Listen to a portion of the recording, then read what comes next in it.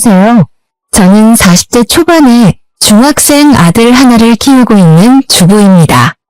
항상 남들의 사연을 들으며 안타까워만 했지 이렇게 제 이야기를 보낼 거라고는 생각 못했는데 떨리고 묘한 감정도 드네요. 사실 저도 40이 지나면서 주위 친구들이 하나둘 이혼하고 혼자 사는 경우가 늘어나기는 해서 이혼에 큰 거부감은 없었어요. 그래도 저는 나름대로 무던한 성격이라 남편에게 큰 기대도 없고 같이 나이 들면서 잘 살 수 있을 거라 생각했는데 착각이더라고요. 다들 공감하시겠지만 결혼이라는 게 어디 남편이랑 둘만 잘 산다고 평화롭게 계속 유지할 수 있는 건가요? 아들도 중학생이라 손이 덜 가겠다. 이제 좀 편하게 지내보나 싶었는데 웬걸. 갑자기 시모가 시부랑 싸우고 저희 남편에게 의지를 하기 시작하면서 제 결혼 생활을 넘어 인생이 아주 실타래 꼬이듯 꼬여버렸습니다.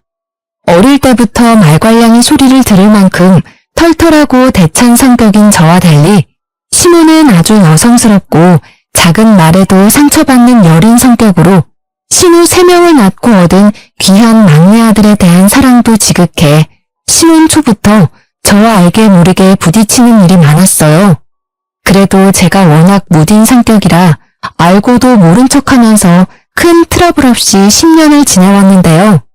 공무원 생활하던 시부가 정년퇴직을 하고 집에 눌러앉으면서 시모와 사사건건 부딪혔고 그 여파가 저희 집에도 몰려오게 됐습니다. 그렇게 이혼까지 하게 됐는데 창피해서 어디 말도 잘 못하겠고 답답하던 찰나에 이렇게 사연 듣던 곳이 생각나 이야기를 올려봅니다. 부디 많은 분들이 제 답답한 하소연에 귀 기울여 주셨으면 좋겠어요. 그럼 지금부터 제가 왜 이혼을 선택했는지 말해볼게요. 저는 크게 애교도 없고 뭐든지 좋게 생각하는 편이에요. 좋게 말하면 시원시원하지만 나쁘게 말하면 이용당하기도 쉬운 성격이겠죠. 그래도 인복이 좋았는지 항상 저에게 도움되는 친구, 사람들만 만났는데 가장 중요하다고 할 수 있는 남편과 시모 복이 이렇게 없을 줄 몰랐습니다. 어쨌든 저와 달리 남편은 무뚝뚝한 편이기는 해도 꼼꼼하고 현실적인 성격이라 서로 살면서 보완이 되겠다 싶더라고요. 그래서 결혼했는데 이 무뚝뚝한 남편이 이상하게 시모한테만큼은 아주 다정한 딸 역할을 하는 겁니다. 맛있는 거 먹으면 무조건 우리 엄마도 데리고 와야겠다. 좋은 데 놀러가면 엄마한테 미안하네 어쩌네. 항상 그놈의 엄마 하는데 아주 진절머리가 났어요. 시모라고 다를 건 없어서 단적인 예로 바리바리 반찬을 싸다 주시는데 저랑 손자 좋아하는 건 안중에도 없고 항상 남편만 좋아하고 잘 먹는 반찬 위주로 싸다 주니까 처음에는 감사하다가도 나중에는 왜 그 사람 거만 챙겨주시냐고 퉁명스레 말하게 되더라고요. 그래도 저는 좋게 그래 우리 아들이 나중에 커서 할머니랑 아빠가 서로 사이좋게 지내는 걸 보고 배우면 그게 남는 거고 교육이잖아. 양아치 콩가루 같은 가족을 보고 크는 것보다는 낫지 않을까? 하는 어리석은 생각을 하면서 스스로 합리화를 했었습니다. 그런데 너무 이상했던 건 아들이랑은 이렇게 잘 지내면서 딸들이랑은 대면대면 했다는 거예요. 시모가 3이나 됐는데 너무 어릴 때부터 남동생만 싸고 도는 엄마를 보고 자라서인지 크게 정도 없는 것 같고 다들 자기 살기 바빠서 시모를 나몰라라 하니 시모가 더 아들에게 붙는 듯 했죠. 뭐 그래도 여기까지는 서로 따로 살기도 하고 어쩌다 한 번이니까 마음 넓은 내가 참고 넘어가자. 유별나기는 해도 저렇게 사이좋은 모자라는데 나도 우리 아들이랑 잘 지내야지 했어요. 하지만 제가 너무 안일하게 모든 걸 생각하고 방심했던 걸까요? 언제부터인가 시모가 저희 집을 찾는 빈도가 너무 많이 늘고 와서도 하루 이틀 자고 가면 안 되냐면서 빌붙는 횟수가 잦아진 겁니다. 처음에는 저도 회사 다니며 먹고 살기 바쁘다 보니까 딱히 저에게 뭐 차려달라는 요구나 기대도 없고 그냥 와서 본인이 밥 해주고 가시니 크게 신경 쓰지 않았어요. 그런데 이런 일이 너무 잦아지니까 무딘 저도 불편하더라고요. 생각해보니 시부가 정년퇴직하면서 빈도가 더 늘어난 것 같았어요. 그래서 남편이랑 신우들한테 슬쩍 떠봤더니 가부장적이고 보수적인 시부가 퇴직 후 매일 집에 있으면서 시무를 아주 들들 볶는다는 겁니다. 시무는 소녀 같은 성격이라 화초가 꾸고 그림 그릴 줄은 알아도 사실 청소하고 빨래하는 살림은 전혀 못하는 스타일이거든요. 그런데 매일 같은 공간에 있으면 아무리 사이좋은 사이라도 서로 단점이 보이고 지적질을 하게 되고 그러잖아요.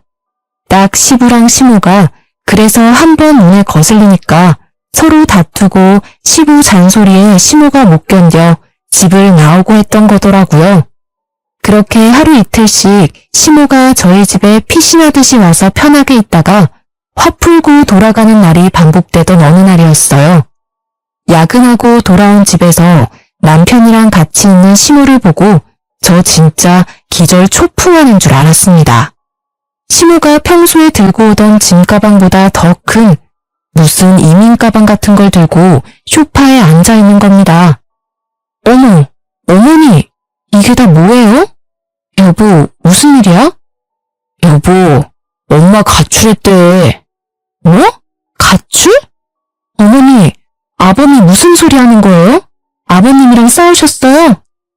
어머마, 나 진짜 너희 아버지랑 하루도 같이 못 있겠다. 진짜 내가 무슨 시녀도 아니고 얼마나 나를 몰아세우는지.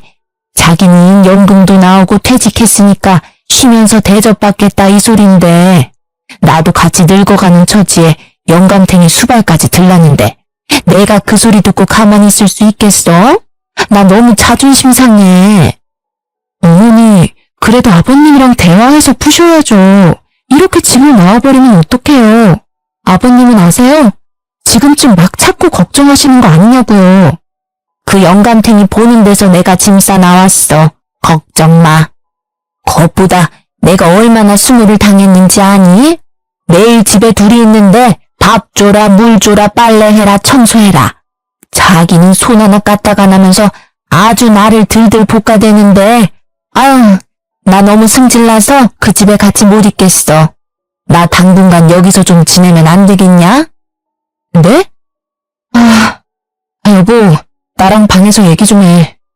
시무가 애처럼 씩씩거리며 화를 내는데 솔직히 귀에 들리지 않더라고요. 무슨 말인지는 알겠는데 그렇다고 아들 집에 이렇게 이민 가방 같은 짐을 한 보따리씩 들고 오는 건 아니지 않나요? 제 상식으로는 이해가 잘 안 돼서 어떻게 반응해야 하나 살짝 고민하고 있었는데 제 눈치를 보던 시무가 제 반응을 긍정적인 걸로 봤는지 이때다 싶어 선전포고를 하니 너무 당황스러웠습니다. 바로 남편을 방으로 데리고 와서 어떻게 할 건지 따져 물었어요. 그런데 이미 남편은 마음이 굳혔는지 별거 아니라는 듯이 굴더라고요. 며칠 만이야. 엄마가 뭐 평생 우리 집에 계시겠어? 본인도 불편한데 금방 돌아가시겠지. 지금은 두 분 감정이 많이 상했으니까 조금만 챙겨드리자, 어? 아니 그런데 내가 진짜 이해가 안 돼서 그래. 내가 딸도 아니고 며느리인데 이렇게 같이 지내면 어머니도 불편하지 않아? 그리고 둘째 형님 이혼하고 혼자 계시잖아 지금. 상희가 불편해서 못 가는 거면 그 집에 가서 지내면 되지. 왜 하필 우리 집이야? 우리 엄마가 당신을 그만큼 좋게 생각하는 거잖아. 당신이 누나들보다 더 편하고 그러신 거겠지. 당분간이야. 내가 부탁할게. 어? 미치겠다. 나는 어머니 불편해. 나도 일하고 집에 와서 편히 쉬고 싶다고. 진짜 당신이 보증서 딱 며칠이야? 그 뒤에는 당신이 책임지고 꼭 집에 다시 모셔다 드려. 알았어? 그렇게 가출한 어머니는 며칠 저희 집에 머물기로 했습니다. 그런데 많은 분들이 예상하셨겠지만 며칠은 개뿔. 하루 이틀이 지나고 사나흘이 지나도 돌아갈 기미가 안 보이는 겁니다. 그 사이에 저는 또 며느리랍시고 좋게 마무리 짓고 얼른 보내고 싶어서 저녁마다 시어머니 좋아하는 잡채며 족발이며 아구찜이며 바리바리 사와서 저녁 식탁에 올려 같이 먹고 그랬어요. 한 번도 이래라 저래라 시모한테 눈치 주지도 않았습니다. 제가 아무런 기색 없이 태연하게 구니까 진짜 괜찮은 줄 알았는지 시모가 조금씩 집에 입을 대고 손을 대기 시작하는 겁니다. 어머마, 냉장고가 너무 더럽더라. 내가 그래서 싹 버릴 거 버리고 정리 한번 깨끗이 했어. 그냥 내가 심심해서 한 거니까 고맙다고 할 필요는 없다. 회사 다니는데 냉장고 정리하는 것도 일이지, 안 그래? 네? 냉장고를 정리하셨다고요? 버릴 게 없는데? 아니, 왜 버릴 게 없어? 거무튀튀하게 썩은 과일들도 있고, 그 뭐냐, 밀가루 반죽해 놓은 거는 왜 냉장고에 넣고 버리질 않니? 내가 아주 못 먹는 거 다 찾아가지고 싹 버렸다. 어머니, 그거 제가 베이킹 한다고 숙성시켜 놓은 거예요. 그거 다 버리셨어요? 아, 못 살아 진짜. 취미로 베이킹을 하고 있는데 아무것도 모르시면서 제가 냉장고에 넣어둔 재료들을 다 내다 버린 건 기본이었습니다. 여기에 항상 제자리에 뒀던 헤어드라이기나 제 화장품이 사라져서 한참 찾고 있으면 어머니가 내가 지저분해서 여기 뒀다. 여기 두는 게 더 편할 거다 하시면서 내어주시는데 진짜 이런 일이 계속 반복되니까 너무 스트레스더라고요. 결국 시모가 엉망으로 만들어 놓은 제 살림을 다시 찾아서 제자리에 놓고 정리하면서 집안일만 2배로 늘어난 기분이었어요. 어머니, 그냥 아무것도 안 해도 되니까 가만히 좀 계세요. 그게 저 도와주는 일이에요. 아니, 나는 너 편하라고 한 건데 얘 너무 섭섭하다. 어쩜 말을 그렇게 서운하게 하니? 내가 너 괴롭히자고 이런 거야? 그게 아니라요. 이렇게 자꾸 살림 건드리시면 저 너무 힘들다고요. 못 참고 제발 그냥 아무것도 안 해도 되니 가만히 계시라고 하면 눈물을 글썽거리면서 섭섭하다 이러시는데 진짜 저만 나쁜 년 된 것 같고 억울한 이 기분 아시겠어요? 그러면서 아들이 퇴근하고 오면 언제 섭섭했냐는 얼굴로 화사하게 웃으면서 하하호호 둘이서 너무 행복한 시간을 보내는데 이 꼴을 보고 있자니 가슴 깊은 곳에서 분노가 치솟기 일쑤였습니다. 그래서 남편에게 SOS를 쳤어요. 이때가 시모가 가출해온 지 일주일 정도 됐을 때일 겁니다. 퇴근 후에 남편이랑 집에 가기 전 카페에서 오랜만에 진지한 대화를 나눴는데요. 나는 더 이상 시모랑 한 공간에서 같이 못 지내겠으니까 시댁에 다시 모셔다 드리든지 친구들 집에 모셔다 드리라고요. 그랬더니 남편이 한숨을 푹 쉬면서 난감한 표정을 짓다가 도저히 안 되겠던지 자기 누나들한테 전화를 해서 사정을 이야기하는 거예요. 저는 앞에서 커피 쪽쪽 마시면서 편하게 보고 있었습니다.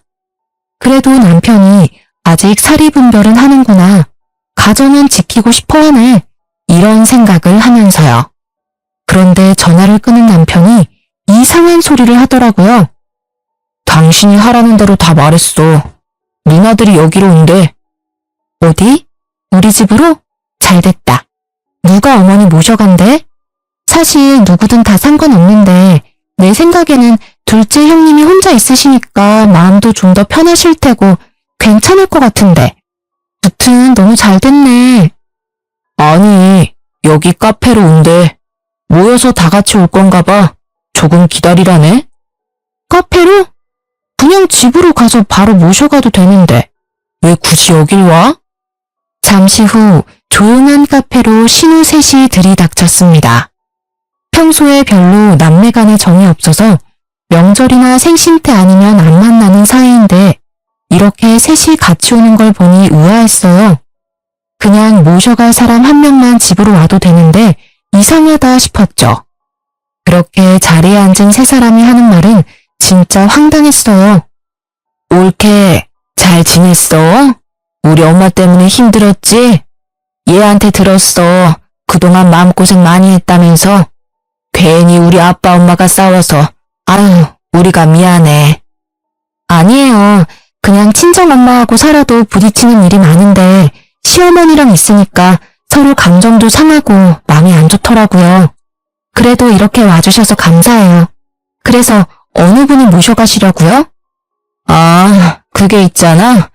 사실 우리가 생각을 해봤는데 우리들 집에 가봤자 아빠가 찾아오면 엄마랑 또 싸우고 더 안 좋을 것 같더라고. 아빠가 그래도 올케는 좀 어려워하잖아.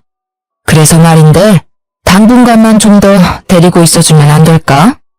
아주 셋이서 제 손을 부여잡고 눈물까지 막 글썽이는데 진짜 조용한 카페라 다들 저를 쳐다보는 것 같고 기분이 이상하더라고요.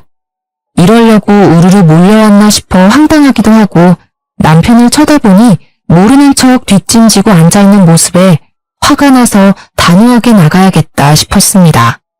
그래서 싫다고 하려는데 갑자기 신우들이 가방에서 흰 봉투를 하나 꺼내서 저한테 주는 겁니다. 이게 뭐예요? 우리도 배울 만큼 배운 사람들이야. 맨입으로는 안 맡겨. 매달 생활비 100씩 줄게. 응? 올케 애 키우면서 학원비 맨날 쪼들린다고 그랬잖아. 잠시 동안이라도 생활비에 보태서 써. 봉투 열어보니까 5만원짜리가 빼곡히 들어가 있더라고요. 보통 제 부모가 다퉈서 따로 살고 싶다고 하면 차라리 돈 모아서 방을 하나 구해주거나 상황 되면 친아들, 친딸이 같이 사는 게 맞지 않나요? 진짜 이 상황이 뭔가 당황스러우면서도 다들 형편이 좋은 것도 아닌데 이렇게 돈까지 모아서 주는 걸 보니 얼마나 부모가 불편하면 이러나 싶기도 하고 남편이랑 싸워도 갈 데 없는 시무를 생각하니까 딱한 마음도 들더라고요. 굳이 돈 때문은 아니었지만 이런저런 상황을 생각하니 또 바보 같은 제 마음이 약해져서 조금만 더 참아보기로 했어요. 그런데 호의가 계속되면 권리인 줄 안다는 말이 저희 상황에도 적용이 되는 건지는 미처 몰랐습니다. 시모의 집안 간섭은 날이 갈수록 심해졌어요. 원래 저는 맞벌이를 하는데 살림에 관심이 거의 없는 편이라 일주일에 한두 번은 도우미를 불러서 청소, 빨래를 몰아 했거든요. 요즘에는 어플도 잘 되어 있어서 경제적 부담도 예전만큼 크진 않잖아요. 그런데 대뜸 시모가 이 사실을 알고 나서 돈이 아깝다며 자기가 대신 할 테니까 도우미를 부르지 말라는 겁니다. 저도 생각해보니 시모가 굳이 한다는데 집에서 뭐라도 하고 싶은가 보다 싶어서 알겠다고 그러시라고 했어요. 그런데 앞서도 말했듯이 시모는 소녀 같은 성격이라 살림에는 젬병이었고 그것 때문에 시부랑 많이 다퉜잖아요. 저희 집에서도 다룰 건 거의 없어서 오히려 제가 하는 것만 못하는 상황이라 청소며 빨래며 제대로 되는 게 없더라고요. 매일 입어야 하는 블라우스나 와이셔츠가 세탁된 게 없어 아침마다 발을 동동거렸고 식탁에 말라붙은 양념 자국을 며칠씩 보기도 예사였어요. 그래서 다시 도우미를 부르겠다고 했는데 굳이 자기가 하겠다며 돈 아깝다고 고집을 부리는 시무를 보니 속이 답답하던 거 있죠. 심지어 부부싸움이나 중학생 아들 양육 문제에도 입을 대기 시작하더라고요. 부부가 살다 보면 사소한 문제로 싸우기도 하지 않습니까? 저희도 예외는 아니라서 투덜거릴 때가 있었는데 방에서 말다툼을 좀 하고 있으면 귀신같이 엿듣고 들어와서 남편 편을 드는데 진짜 빡치더라고요. 눈치껏 빠지고 못 들은 척도 좀 해줘야 하는데 전혀 그런 게 없었어요. 그저 우리 아들.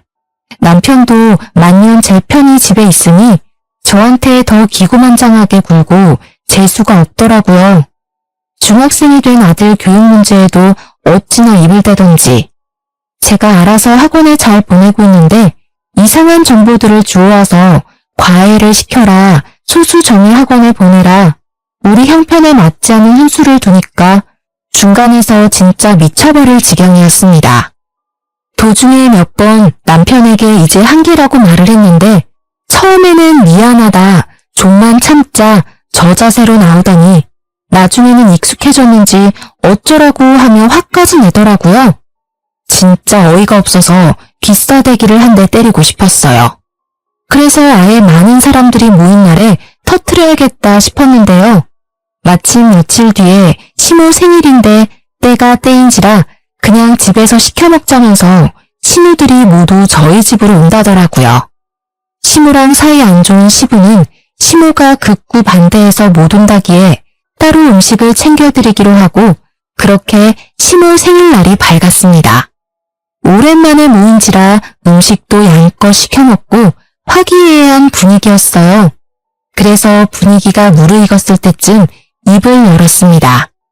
제가 생각해봤는데 어머니 저희 집에 오래 계셨잖아요.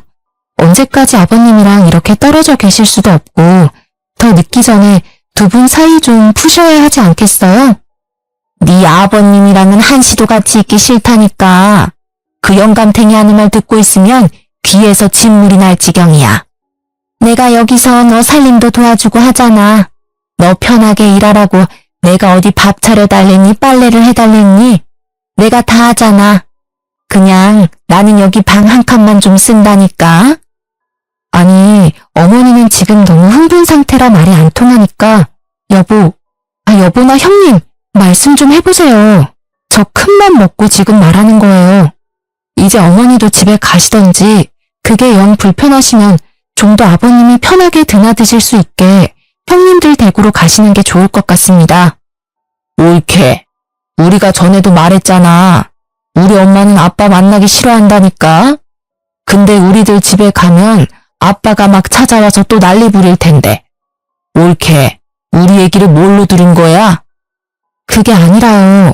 두 분 사이 일인데 언제까지 우리가 이렇게 옆에서 지켜드릴 수도 없는 노릇이고 제가 너무 불편해서 그래요. 진짜 제가 오죽하면 이렇게까지 말하겠어요. 말하는데 묵혀둔 감정이 터져서 손발이 부들부들 떨리더라고요. 아니 사람이 좋다 했더니 대체 언제까지 다들 이렇게 책임을 미루려는지 처음부터 단호하게 싫다고 나갔어야 하는데 받아준 제가 잘못인가 싶기도 하고 왜 이렇게까지 강 건너 불구경을 하는지 이해하기 힘들었어요. 친구들에게 물어봐도 다 저보고 호구 잡혔다고 하는데 이제라도 세게 나가야지 안 그랬다가는 평생 모시고 살아야 할지도 모른다는 불안감이 엄습해 진짜 이판사판이다 싶더라고요. 더 세게 한마디 하려고 하는데 남편이 두 팔로 저를 말리는 겁니다. 그래서 남편을 획 뿌리쳤는데 그때 갑자기 어이없게 지켜보던 시모가 악! 소리를 지르면서 그 자리에 고꾸라지듯이 쓰러지는 게 아니겠어요? 순간 시모 생일상이 엎어지고 난리가 났습니다. 딸들은 깍깍거리며 비명을 지르고 지켜보던 저와 제 아들은 너무 놀라 냉수를 가져오고 팔다리 찜질을 하고 정신이 없었어요. 갑자기 벌어진 일에 진짜 가슴이 쿵쾅거리고 큰일 났다 싶더라고요.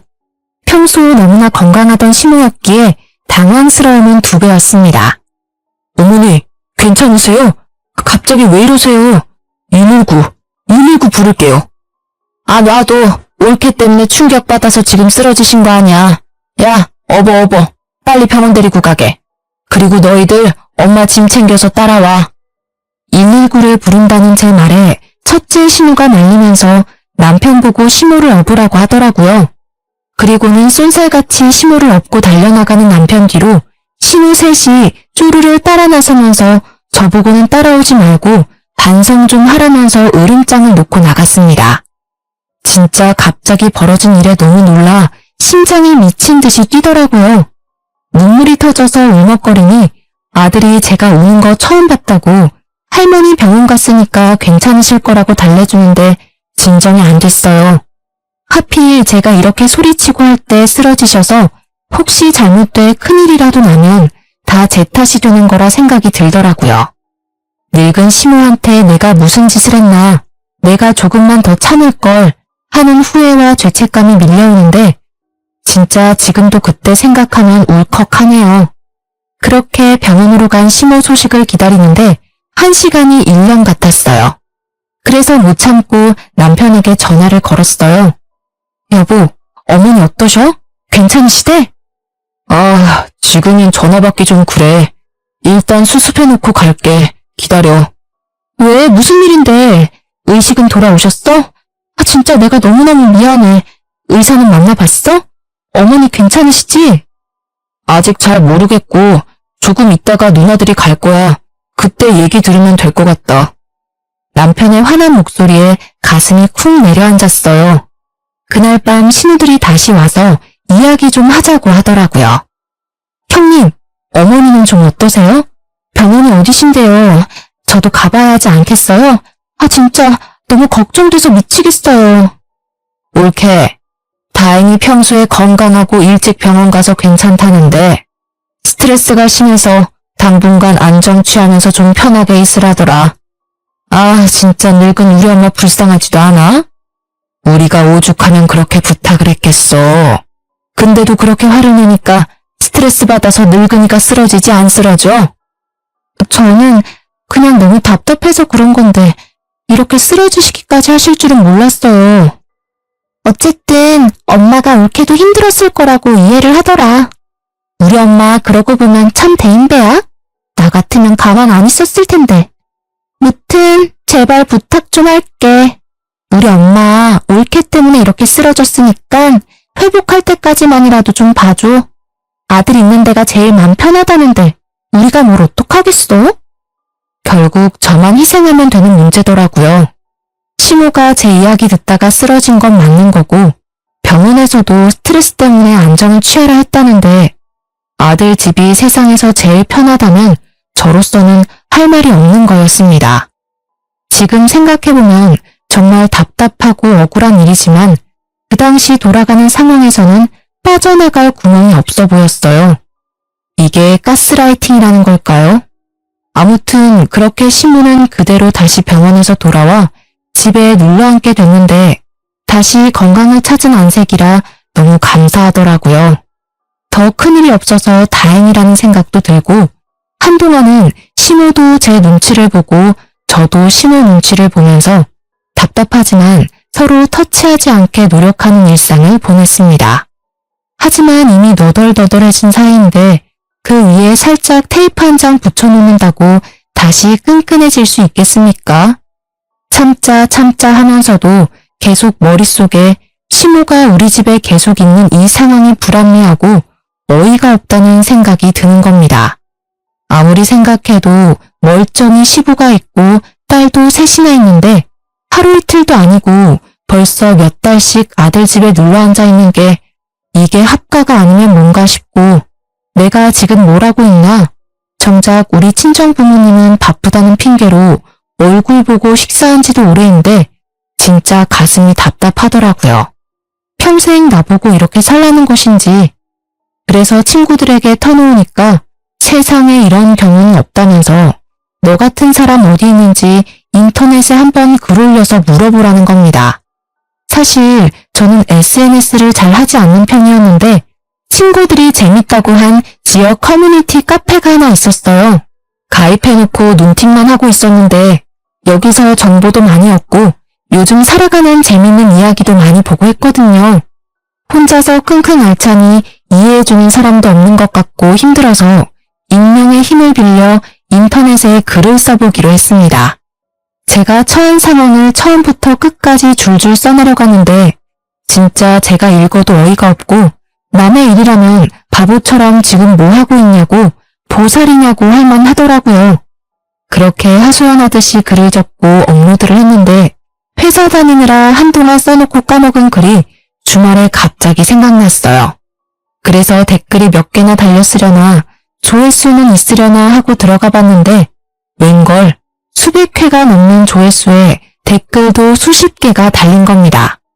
이게 무슨 일이지 싶어서 살펴봤더니 다들 호구 잡혔다면서 세상에 이런 뻔뻔한 시모랑 신우들이 어딨냐면서 방송에 제보하라고 다들 제 편을 막 들어주더라고요. 뭔가 위로받고 공감받았다는 생각에 이래서 사람들이 인터넷에 글을 쓰는구나 이해가 될 정도였어요. 제가 성격이 털털하다 보니 이런 이야기를 친구들에게 해도 네가 왜 그러고 사냐고 이해를 잘 안 해주더라고요. 그래서 참 감사하다는 생각을 하면서 사이다 후기는 없다고 답글을 남기려는데 쪽지함에 못 보던 쪽지가 하나 와 있더라고요. 원래 그런 거 잘 안 보는데 그날은 이상하게 보고 싶었어요. 그래서 열어보니 카페 회원 한 명이 묘한 이야기를 하더라고요. 자기가 아는 사람이 이렇게 옳게 참교육시켰다고 자기한테 자랑삼아 해준 이야기랑 너무 똑같은데 혹시 신우랑 남편이 시모랑 짜고 친 고스톱일 수 있다면서 한번 알아보라는 겁니다. 처음에는 무슨 이런 뚱딴지 같은 소리가 있냐면서 무시하려고 했어요. 그런데 몇 날 며칠을 생각해도 찝찝하더라고요. 생각해보면 멀쩡히 건강하던 시모가 갑자기 쓰러졌는데 그 뒤로 병원 한번 가보자고 하면 극구 사양하는 거나 남편이랑 신우들 모두 그 이야기를 꺼내지 않는 거나 시모가 오히려 더 건강히 활동하는 것 등등 다 이상했어요. 그러면서도 마음 한켠으로는 내가 지금 쪽지 하나 보고 무슨 상상까지 하는 거냐면서 죄책감도 들더라고요. 그래서 잊으려고 했지만 도저히 머릿속에서 사라지지 않았습니다. 이렇게 그냥 묵혀두면 또 나중에 이상하게 터질 것 같았고 믿져야 본전이라는 생각에 신우랑 남편을 한번 떠보기로 했어요. 그런데 제가 또 영화나 드라마를 많이 봐서 그런지 한 명씩 떠보면 꼭 말을 맞추거나 제가 또 수싸움에 밀릴 것 같은 거예요. 그래서 한자리에 모이게 해야겠다는 생각이 들었습니다. 여보, 형님들 주말에 우리 집에 초대하면 어때? 갑자기 왜? 무슨 날이야? 아니, 그냥 그때 갑자기 집에 돌아가신 것도 그렇고 좀 마음이 찝찝해서 내가 음식해서 이번에 좀 대접해 드리려고 어머니도 만난 거 보양식 좀 드시면 좋을 것 같아서 죄송해서 그래. 이제 반성을 좀 한 거야? 진작에 그렇게 엄마랑 누나들이랑 잘 지내면 당신도 마음 편하고 좋았잖아. 진작 그러지. 알겠어. 내가 다 불러 모을게. 여보세요? 큰 누나. 누나들 다 이번 주말에 시간 되지? 다 같이 밥 먹자. 주말이 되어 저희 집에 또 신우들이 다 모였어요. 저는 이왕 준비하는 거 상다리 부러지게 이것저것 많이 준비해서 올리고 술도 곁들이려고 거금 투자에 중환상까지 차려놨습니다. 어머, 옳게. 뭐 이렇게 많이 준비했어. 아니래도 되는데. 아니에요, 형님. 제가 그동안 좀 섭섭하게 했었죠. 이제라도 이렇게 맛있는 거 많이 먹고 형제 자매끼리 친하게 지내고 해요. 어머니도 제가 죄송했어요. 아버님이랑 일도 속상하셨을 텐데 저까지 이렇게 마음 불편하게 해드려서 죄송해요. 말이라도 그렇게 해주니까 내가 좋다. 내가 그동안 말을 안 해서 그렇지 너 때문에 눈치 보고 마음고생하느라고 살이 쏙 빠졌어. 아유, 엄마. 무슨 말을 또 그렇게 해. 다 지나간 일인데. 앞으로가 중요하지. 잘 먹을게, 옳게. 먹어. 저 때문에 마음 상했다면서 눈물을 훌쩍거리려는 시모에게 정이 떨어질 지경이었지만 꾹 참았습니다. 남편이랑 신우는 이런 제 마음도 모르고 음식 맛있다면서 쩝쩝거리면서 술 마시고 노느라 정신이 팔렸더라고요.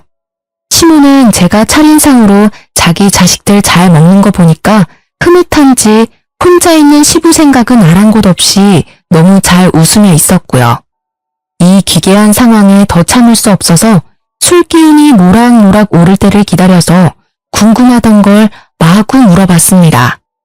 제일 먼저 타겟은 술 취해서 물 마시러 부엌으로 나온 남편이었어요. 근데 여보, 그날 어머니 쓰러지셨을 때 말이야. 어느 병원에 가셨어? 갑자기 좋은 날에 그 이름 또 왜 꺼내? 아니. 요즘 어머니 기력도 떨어지신 것 같아서 한번 물어보려고. 그날 일이 연관 있는 건지 궁금해서 말이야. 그날 아마 여기 앞에 의원에 가셨지. 에이, 그런 거 신경 쓰지 마. 괜찮아. 자기가 업고 뛰어갔는데 어느 병원인지 정확히 말 안 하고 얼버무리는 남편이 너무너무 이상했어요. 뭔가 촉이 딱 오는데 확인하고 싶더라고요.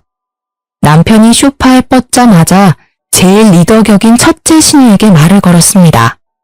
형님, 저 궁금한 게 있는데요. 어머니 그날 쓰러지셨을 때 어느 병원 가셨어요? 그건 왜 갑자기? 궁금해서요.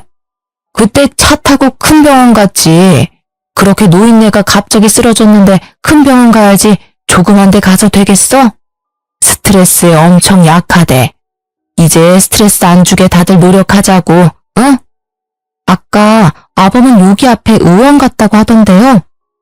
아, 걔가 술 돼서 헷갈렸겠지. 그날 경황이 없기도 했고. 그게 왜?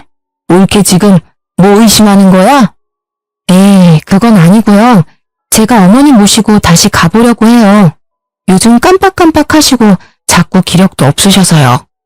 아무튼 큰 병원 갔어. 됐지? 그리고 엄마 병원은 내가 데리고 갈 테니까 올케는 그냥 회사나 열심히 다녀. 나는 또 뭐라고? 네, 라고 말은 하고 다음날 바로 시모를 모시고 큰 병원에 갔어요. 제 눈으로 직접 확인을 해야 이 찝찝함이 풀리겠더라고요. 시모에게는 같이 영양제 하나 맞고 오자고 했습니다. 그렇게 시모가 말한 큰 병원에 가서 저는 초진, 시모는 한 번 왔다고 하니 재진 접수를 넣었어요. 그런데 시모가 온 기록이 없다면서 오신 적이 있냐고 묻는 겁니다. 그래서 몇 월 며칠에 쓰러져서 와서 수액 맞고 하셨다고 했어요. 그랬더니 그런 기록이 없다면서 여기 병원이 맞냐고 하더라고요. 순간 너무 빡쳐서 시모를 뒤로 하고 첫째 신우에게 전화를 걸려다가 아니다 싶어서 둘째 신우에게 연락을 했어요. 그래서 똑같이 시모가 가서 진찰받은 병원을 물었습니다. 그랬더니 말을 맞췄는지 큰 병원이라고 당당히 말하더라고요. 왔던 기록이 없다고 하니까 당황한 듯이 얼버무리면서 언니한테 전화해서 물어보겠다고 끊는데 진짜 어이가 없었어요. 짜증나서 큰 신우에게 전화하니 계속 통화 중이라면서 전화를 돌리는데 셋째 신우는 그날 정신이 없어서 기억이 통째로 사라졌다는 헛소리까지 시전하니 그제야 정신이 번쩍 들더군요. 알고 보니 제가 너무 답답해하면서 시모를 어떻게든 보내려고 하니 남편이 시모 생일 전날에 미리 자기 누나들한테 이 상황을 귀띔해줬고 이야기를 들은 신우들은 시모랑 짜고 생쇼를 벌인 거였습니다. 아 진짜 사람을 기만해도 유분수지 이건 사기 아닌가요? 정말 속았다는 생각에 너무 화가 나서 손이 바들바들 떨리고 머리 끝까지 화가 솟구쳐서 토악질이 나올 지경이었습니다. 열이 받아 시모한테 집에 가서 얘기 좀 하자고 하고 남편에게 전화를 걸어 나 속인 거 다 아니까 당장 네 누나들 다 모아오라고 시켰습니다. 그날 밤 쭈뼛쭈뼛하며 들어올 줄 알았는데 세 신우 모두 고개 빳빳이 쳐들고 들어오더라고요. 다들 미친 거 아니에요? 어떻게 사람을 이렇게 속일 수가 있어요? 내가 그렇게 우스워 보였어요? 나 하나 나쁜 년 만드니까 좋았냐고요. 사람을 기만해도 정도가 있지. 내가 그 일 때문에 얼마나 맘 졸였는데. 여보, 진정해. 어쨌든 일이 이렇게 된 건 사과할게. 그런데 당신 며느리잖아. 진짜 오죽하면 이랬겠어 우리가. 당신이 조금만 봐주면 되는데 그걸 못 봐주니까 이런 일까지 벌인 거 아니야? 당신이 제일 나빠. 그놈의 오죽하면. 딸들은 그럼 뭐 하는데? 말해봐요. 딸들은 어머니 자식 아니에요? 어머니가 불쌍하고 안타까우면 당신들이 들여다보고 챙겨야 하는 거잖아. 왜 나한테 다 떠넘기는 건데? 아니 옳게 진정 좀 해. 화난 건 알겠는데 그래도 말은 가려서 해야지. 지금 말 가려할 정신이 있을 것 같아요? 내가 진짜 지금 욕이 튀어나오려고 하는데 꼭 참고 있는 거니까 그것만 알아두세요. 알아요? 너무 그러지 마. 우리도 할 말은 있어. 우리가 그래서 그때 생활비 하라고 돈 줬잖아. 그거 받을 때는 좋다고 봤더니 이제 와서 왜 이래? 진짜 순간 너무너무 열받아서 참기 힘들었습니다. 바로 가방 안에서 수표 뭉치를 꺼내 신우들 얼굴에 하나씩 던졌어요. 자, 여기요. 그 잘난 푼돈 하나도 안 썼으니까 당장 가져가 이년들아. 옳게 미친 거 아니야? 당신 그만해. 언젠가는 이런 날이 오지 않을까 싶어서 신우들이 100만 원씩 보내주는 생활비는 단 한 푼도 쓰지 않고 모아뒀습니다. 그리고 이 얘기가 나오면 돌려주려고 가방에 넣어놨던 거였는데요. 적반하장도 유분수지 이따위로 이야기를 하니까 곱게 줄 수가 없더라고요. 꼴에 지 누나들 건드리는 건 두고 못 보겠던지 이 와중에 남편은 저를 말리려고 달려들었습니다. 화가 너무 나서 그대로 남편 뺨을 한 대 갈겨버렸어요. 야, 어디서 하늘 같은 남편 뺨을 때려? 남편이 남편 다워야죠. 마음 같아서는 뺨 100대라도 때리고 싶은데 제 손이 아까워서 참는 거예요. 그러자 시모가 사자후를 버럭 지르더니 그대로 고꾸라지더라고요. 순간 뭔가 싶었는데 거실 테이블을 피해서 옆으로 얌전하게 쓰러지는 걸 보니 이거 또 영국이나 직감할 수 있었습니다. 진짜 배운 게 도둑질이라고 이 상황에서도 자식들이 알려준 연기를 써먹는 걸 보니 진짜 내가 이런 사람들 사이에서 더 있다가는 제정신으로 살지 못하겠구나 싶었어요. 연기하지 마시고 얼른 일어나시죠. 바로 찬물을 가져와 시모 얼굴에 뿌렸어요.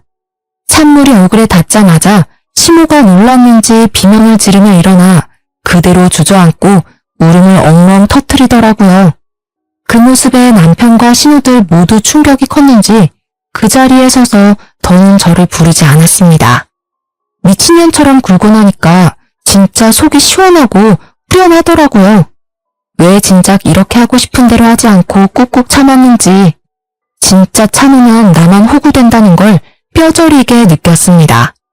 좋은 사람이라야 좋게 행동하는 걸 인정해주고 고마워하지 못된 인간들은 좋게 대해줘봤자 지 잘난 줄 안다는 걸 이제 알았어요. 그렇게 저는 남편이랑 지루한 공방을 거쳐 이혼을 하게 됐습니다. 상호 간의 신뢰가 가장 중요한 혼인생활간에 시댁 식구들이 힘을 합쳐 저를 기만하고 정신적인 피해를 어마어마하게 입혔으니 모든 책임은 이걸 방관한 남편에게 있는 거였죠. 지금은 매달 아들 양육비를 받으면서 살던 집에 살고 있는데요. 사춘기 아들도 어느새 철이 들었는지 제가 그동안 남편과 시모 사이에 껴서 힘들어했던 것과 신우들의 속임수까지 다 알게 되면서 엇나가지 않고 오히려 저를 다독여주면서 힘내라고 해주네요. 남편은 시부 혼자 사는 집에 시모를 모시고 들어가 셋이서 같이 살고 있다더라고요. 그런데 들리는 소문에는 허구한 날 시모랑 시부가 싸워서 남편이 말리다 못해 주위 이웃들이 경찰까지 부르는 등 동네에서 골칫덩어리 민폐 가족이라고 합니다.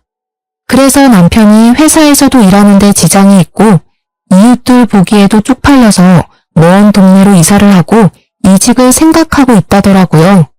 여전히 신우들은 강 건너 불구경하고 있고요. 그래서일까요? 이혼한 지 꽤 됐는데 여전히 남편이 틈틈이 연락이 옵니다. 유진은 시모랑 시부를 황혼 이혼시키고 자기도 이제 더는 부모님에게 손을 뗄 테니 다시 재결합해서 우리끼리 잘 살아보자는 이야기였는데요. 차단을 하고 소송한다고 이야기를 해도 못 견디고 자꾸 연락이 오는데 저는 절대 재결합할 생각이 없습니다. 지금은 회사 열심히 다니고 이제 곧 고등학교 올라갈 아들을 어떻게 뒷바라지 해주고 잘 키울까만 생각하고 있어요. 휴가 때 아들이랑 해외여행 가려고 알아보고 있는데 퇴근 후에는 친구들 만나 술도 한 잔씩 하고 주말에는 등산도 가고 명절에는 집에서 사나흘씩 쉬는 지금의 생활이 너무 만족스럽고 편하거든요. 다시 그들과 엮인다면 지옥불로 뛰어드는 거라는 생각이 들어요. 이혼을 겪으면서 진짜 왜 나에게 이런 일이 생겼지라는 생각을 많이 하고 우울하고 속상한 감정도 많이 느꼈는데요. 생각해보면 다 좋게 좋게 넘어가자고 합리화하지 말고 처음부터 아닌 건 아니라고 얘기했으면 어땠을까 싶어요. 그랬다면 이런 수모는 안 겪었을 텐데 아쉽기도 합니다. 그래도 이제라도 뻔뻔하게 빌붙는 시모와 신우들 그리고 우리 엄마 하며 자기 부모밖에 모르고 아내를 방치하는 남편 비정상적인 그들에게서 벗어날 수 있어 다행이다 싶습니다. 저처럼 가스라이팅 당하는 분들 있으시다면 좋게 좋게 넘기지 마시고 부디 빠르게 이혼하여 탈출하시기 바랍니다. 그럼 이만 제 이야기는 여기서 줄일게요. 모두 건강하고 행복하세요.